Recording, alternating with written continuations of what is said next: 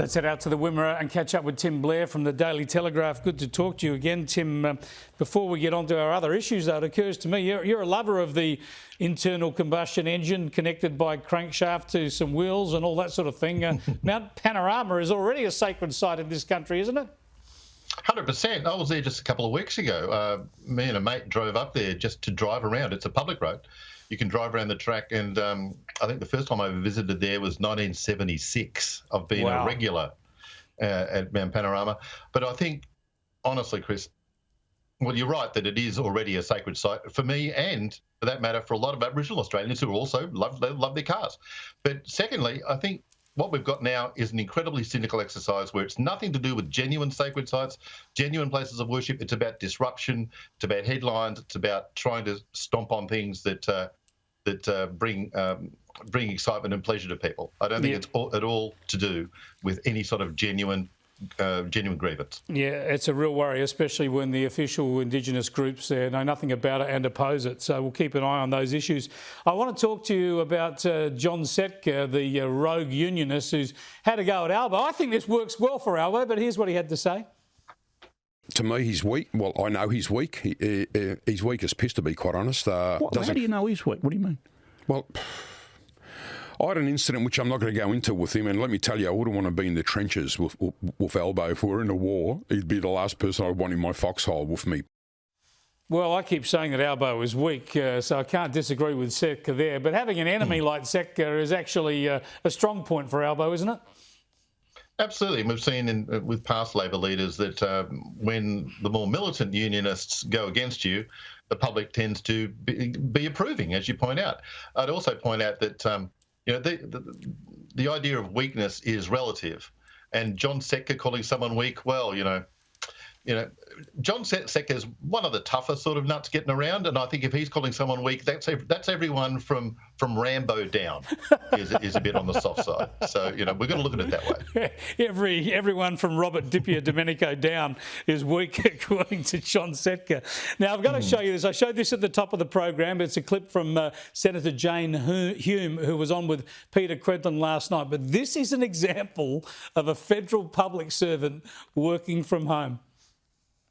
A public servant spoke to us saying that a member of their team had chosen to work from home full-time, but was very difficult and unreliable to get hold of.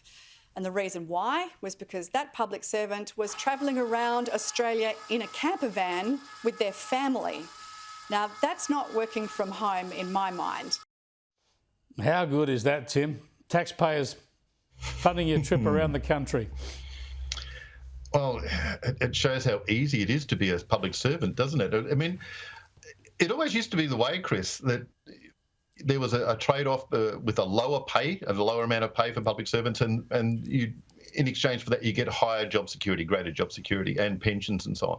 But now it's across the board. You get more money, more job security, and free nationwide, or at least available nationwide travel, as long as you can fit in 1 or 2 meetings per day. I'm assuming that's the sort of stuff that the person at that level will be doing.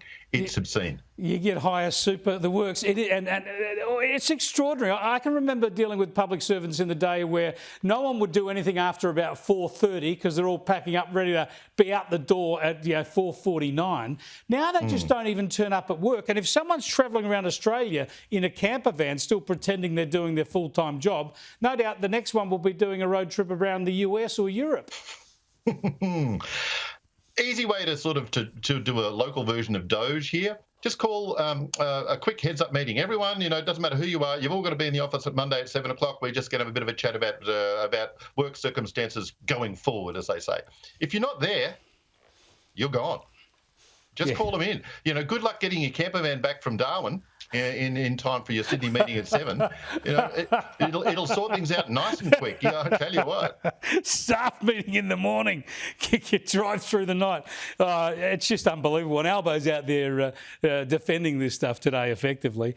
Now, I want to go to the Oval Office, and on the weekend, lots of people with different views on this. Let's have a look at that encounter over the suit. Why don't you wear a suit? Why don't you wear a suit? You're at the highest level in this country's office and you refuse to wear a suit. Just want to see if do you own a suit? Yeah, yeah, problems. A lot of Americans have problems with you not Really? respecting I the don't have dignity of this such- office. I mean, that's a bit rich, isn't it? Well, that's a bit tough. I don't think too many people are worried about the clothes, although, you know, I mentioned in the column yesterday that, or today, that it wouldn't hurt you to wear a tie. Just a tie. You know, you're in the White House and you've got your hand out for a few hundred more billions. Well, your tie might be handy, but yeah, I think to get that aggressive on it, didn't really see the point. It's pretty rude, I think, from the general.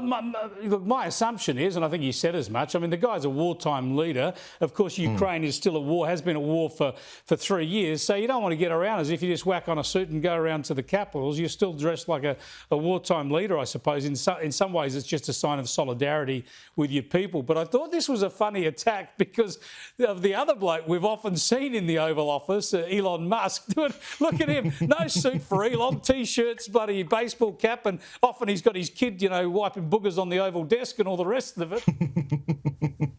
No, you make a good point. We've got to have consistency with these rules, and you know, maybe Elon should step it up a bit. Just a theory. I think he does own a suit or two. I think at the very least he can afford them. He probably does. Let's just have a look at Donald Trump, though, on the game plan here, because this is important. Everyone's got their differences on the strategy, but I think we all agree where he wants to get to. I want one thing to happen. I want all of those young people to stop being killed. They're being killed by the thousands every single week. Last week, 2,700 were killed. 2,700 young, in this case, just about all young boys.